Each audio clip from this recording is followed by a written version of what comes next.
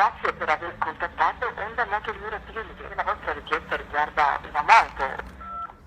Pronto? Sì, pronto, mi scuse. Mia questa no, no, c'è passato, sono tutto nervoso, no, un senso di ingiustizia come, no? Han presente? Pronto? Mi scusi, non la sento. Il nervoso che mi ciapa. Femmina carità, cavale a moto a Marquez.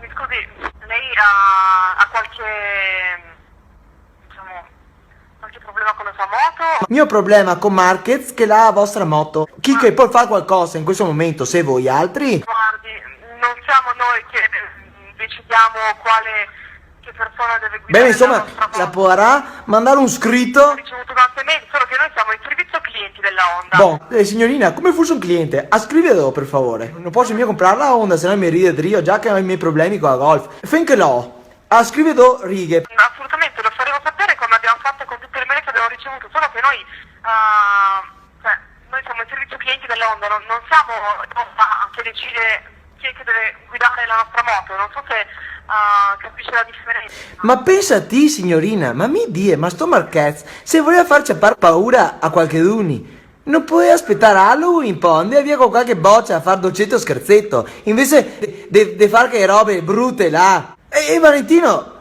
buon sì, ma mona no, eh? Mi crede? Nervoso indosso? Guardi, io davvero non so cosa dirle. Io lo farò sapere alla direzione, però non...